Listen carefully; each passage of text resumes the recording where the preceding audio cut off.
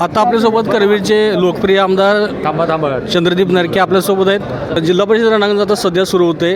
अर्ज मागल्यानंतरच खऱ्या अर्थानं निवडणुकीला रंगत येईल. बाकीच्या मतदारसंघात राहू दे, पण सडोली खालसा मतदारसंघामध्ये काय परिस्थिती असेल? आपले उमेदवार आताच काम चालू आहे. आदरणीय एकनाथ शिंदे साहेबांच्या आशीर्वादानं या ठिकाणी आम्ही सडोली खालसा जिल्हा परिषद मतदारसंघामध्ये ही निवडणूक शिवसेनेच्या वतीनं आम्ही लढतो आहे.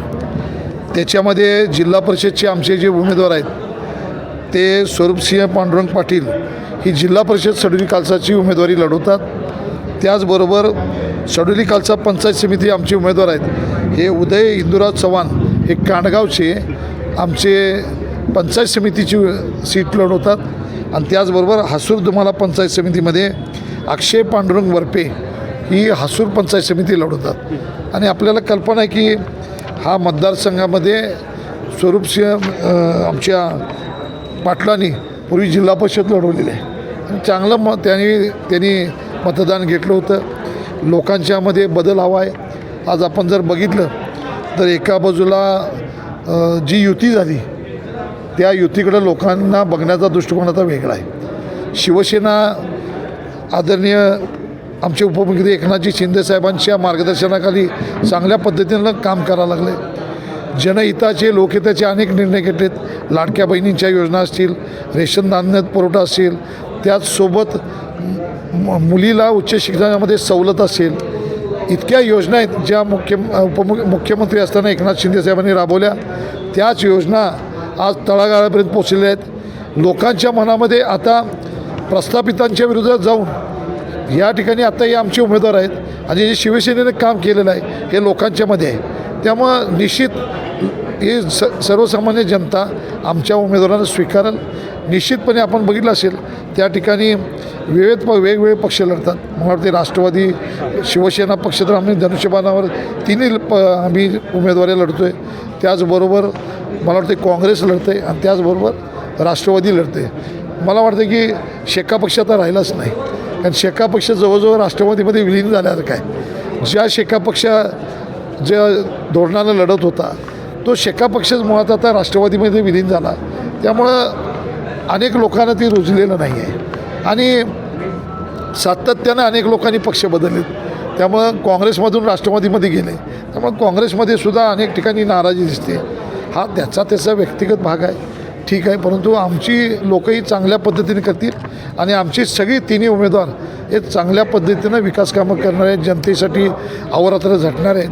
त्यामुळे लोकांनी आता ठरवले की या ठिकाणी आता नवीन तरुणांना संधी द्यायची आणि आमचे सगळे उमेदवारांना या सडोली खालसा जिल्हा परिषद मतदारसंघातील मतदारांनी आशीर्वाद द्यावा एवढीच मी विनंती करतो.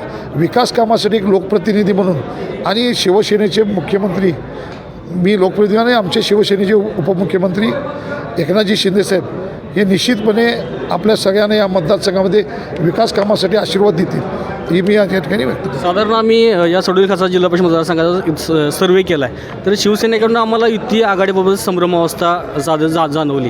काय आवाहन कराल शिवसैनिकांना? कशामध्ये उमेदवारी अजून जाहीर नाही किंवा युती आघाडीबाबत संभ्रमावस्था आहे शिवसैनिकांची? नाही, आमचेच उमेदवार मी जाहीर केले की आमच्यामध्ये कुठं संभ्रम नाही. संभ्रम आहे तो त्यांच्यातच आहे.